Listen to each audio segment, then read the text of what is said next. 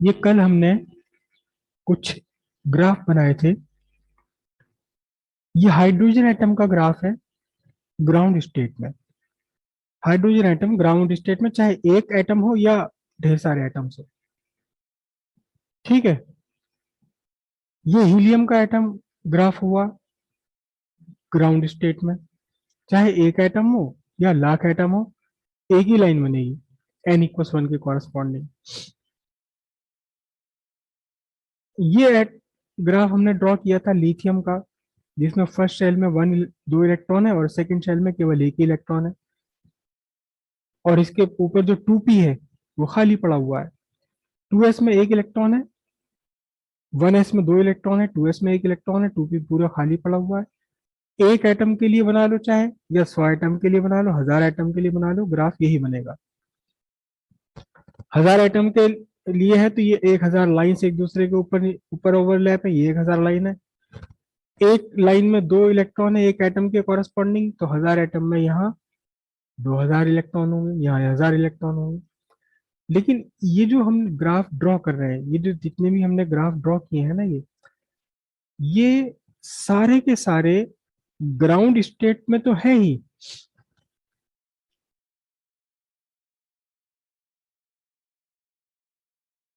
Ground state पर ही तो है ही, लेकिन इसके साथ एक कंडीशन और है, एक कंडीशन और है। क्या कंडीशन है?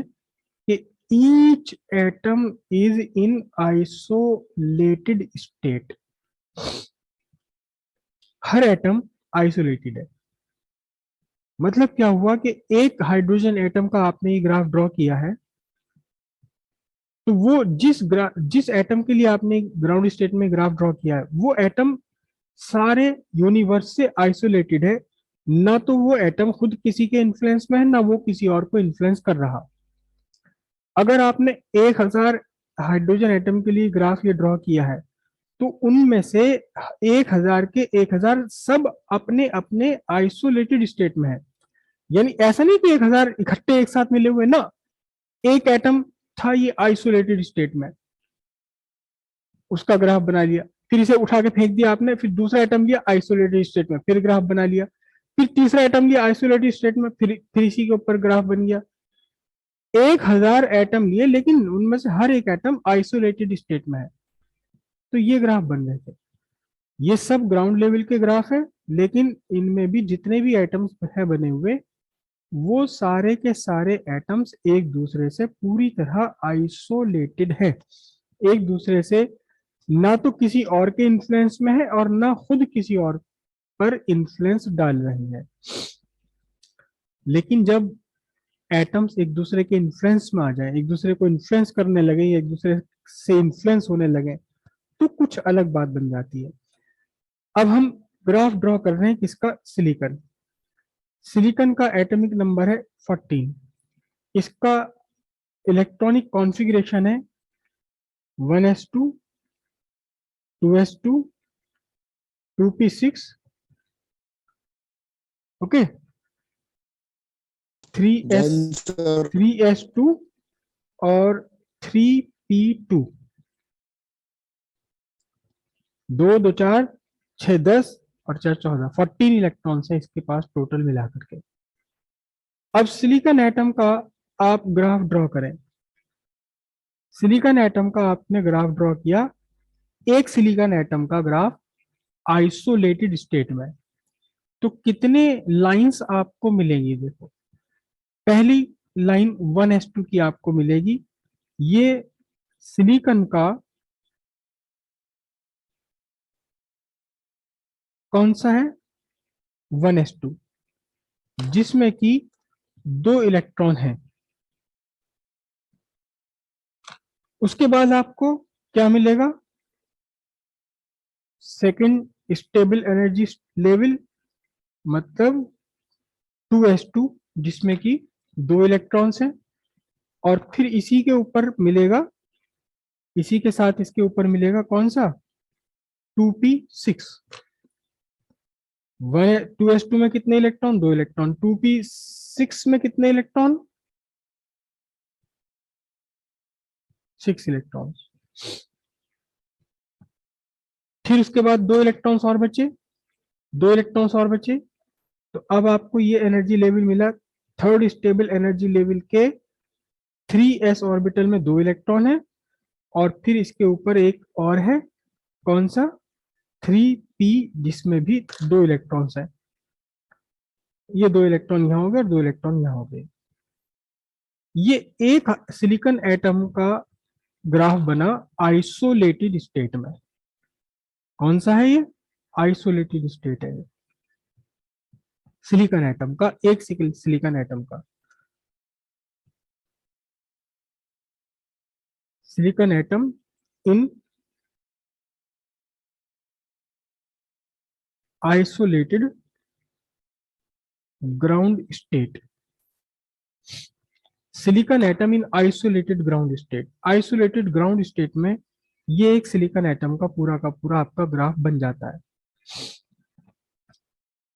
अगर एक एटम के लिए बनाया तो ये एक एक लाइंस है, और अगर आपने मोर देन वन एटम्स के लिए ड्रॉ कर लिया है तो सीधी बात है, दूसरा एटम भी आपको सिलिकॉन का लेना है, लेकिन आइसोलेटेड स्टेट में लेना है, ग्राउंड स्टेट में लेना है।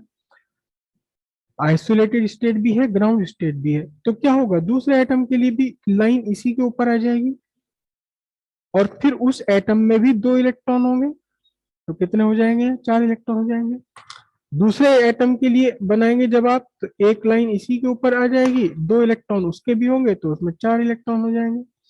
फिर 2p6 वाली भी लाइन इसी के ऊपर आएगी एग्जैक्टली, तो एग्जैक्टली लाइन इसलिए ऊपर आ रही क्योंकि आइसोलेटेड स्टेट में तो एनर्जी सबकी सेम है, 6 इलेक्ट्रॉन उसमें से भी आ गए।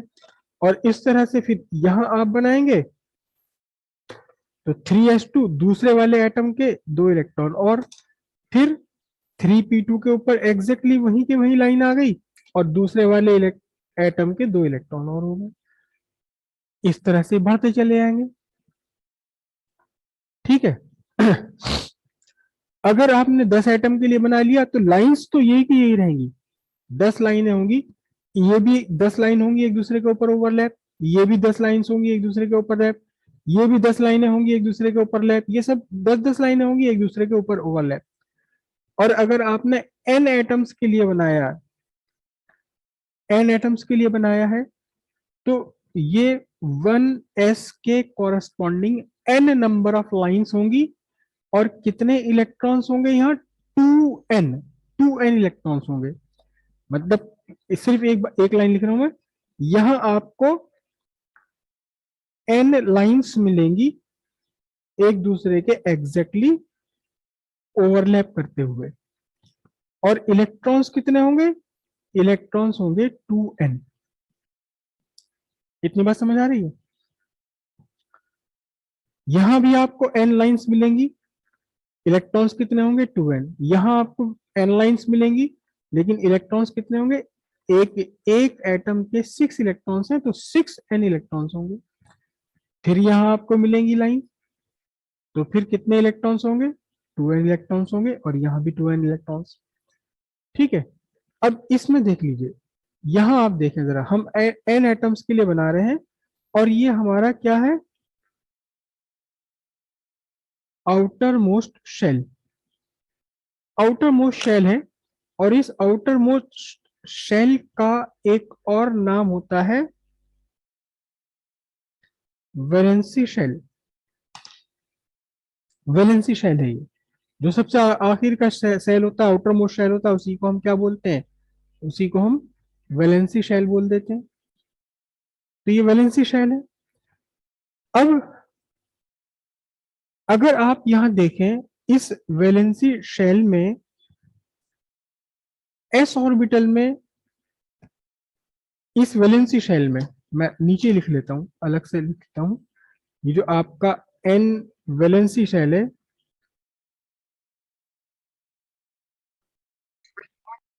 इसमें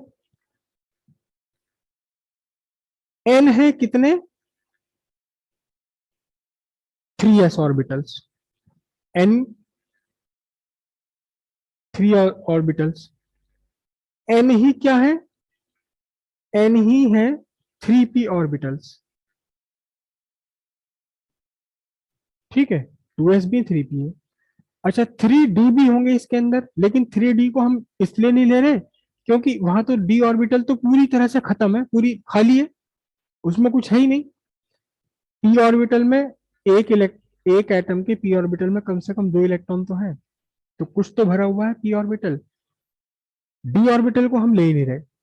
तो अब जरा ध्यान से देखिएगा, कुल मिलाकर के इन दोनों ऑर्बिटल्स में कुल मिलाकर के टोटल कितनी वैकेंसीज है?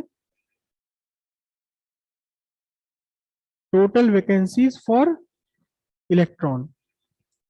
देखना जरा ध्यान से, एस ऑर्बिटल में, एक एस ऑर्बिटल में 2 वैकेंसी होती हैं। चलो मैं अलग से लिख लूं पहले। 3s ऑर्बिटल है, एक एटम का 3s ऑर्बिटल है, इसमें कितनी वैकेंसीज होती हैं, कितने इलेक्ट्रॉन आ सकते हैं? 2 इलेक्ट्रॉन आ सकते हैं। तो n नंबर ऑफ एटम्स के लिए आपने ये बना रखा है, तो कितनी वैकेंसीज हैं? n वैकेंसीज हैं, n वैकेंसीज हैं, जिसमें से एक 3s ऑर्बिटल में 2 इलेक्ट्रॉन है ऑलरेडी। तो n n vacancies, sorry sorry, मैंने 2n वैकेंसीज लिखना था, क्योंकि एक 3s ऑर्बिटल में 2 इलेक्ट्रॉन आते हैं, और इसमें से पूरी की पूरी 2n आपकी वैकेंसीज भरी हुई है। बहुत ध्यान से समझना इस बात को, सिंपल सा बात है। एक एटम है, एक एटम के 3s ऑर्बिटल में 2 इलेक्ट्रॉन है, और 3s ऑर्बिटल में कितने इलेक्ट्रॉन्स आ सकते हैं? 2 ही आ सकते हैं। n एटम्स है तो कितने ऑर्बिटल्स हो गए? n n ऑर्बिटल्स हो गए, n ऑर्बिटल्स हो गए 3s। और एक ऑर्बिटल में कितने इलेक्ट्रॉन्स आ सकते हैं? 2 इलेक्ट्रॉन्स आ सकते हैं। तो कितनी वैकेंसीज हो गई इलेक्ट्रॉन्स के आने के लिए? 2n वैकेंसीज हो गई, और सभी की सभी पूरी तरह से भरी हुई है। 3p ऑर्बिटल है, 3p ऑर्बिटल, एक एक एटम का 3p ऑर्बिटल, एक एटम है, एक एटम का 3p ऑर्बिटल, उसमें कितने इलेक्ट्रॉन? 2 इलेक्ट्रॉन एक एटम के लिए। तो n नंबर ऑफ एटम्स में कितने 3p ऑर्बिटल्स होंगे? n 3p ऑर्बिटल्स हैं, लेकिन इन इस 3p ऑर्बिटल में, एक 3p ऑर्बिटल में 6 इलेक्ट्रॉन्स आ सकते हैं, क्योंकि 3p 6 तक हो सकता है, px py pz दोनों में, सब में, तीनों में एक एक। तो एक p ऑर्बिटल में 6 इलेक्ट्रॉन आ सकते हैं। तो n number of p orbitals में कितने इलेक्ट्रॉन्स आ सकते हैं? आपके पास यहां देखो कितनी वैकेंसीज है, 6n वैकेंसीज है, 6n वैकेंसीज है आपकी। क्यों? क्योंकि एक p ऑर्बिटल में, एक 3p ऑर्बिटल में 6 इलेक्ट्रॉन आ सकते हैं, तो n number of 3p orbitals में कितने? 6n आ सकते हैं। लेकिन जरा देखना तो सही, एक इलेक्ट्रॉन, एक एटम की अगर आप बात करें तो p ऑर्बिटल में केवल 2 इलेक्ट्रॉन है इसके पास, 3p ऑर्बिटल में। 2p ऑर्बिटल में तो पूरा भरा हुआ है, लेकिन 3p ऑर्बिटल में 2 इलेक्ट्रॉन्स है केवल। n एटम्स के लिए अगर आप बना रहे हैं तो कितने इलेक्ट्रॉन्स होंगे यहाँ पर? 2n इलेक्ट्रॉन्स होंगे। इसमें से 2n वैकेंसीज आपकी फिल्ड हैं।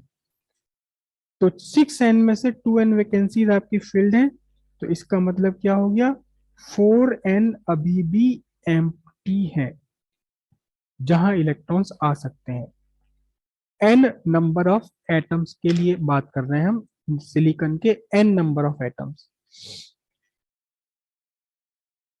आप समझ आई बात कुछ?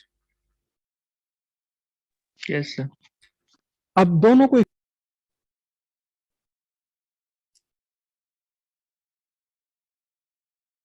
हाँ जी,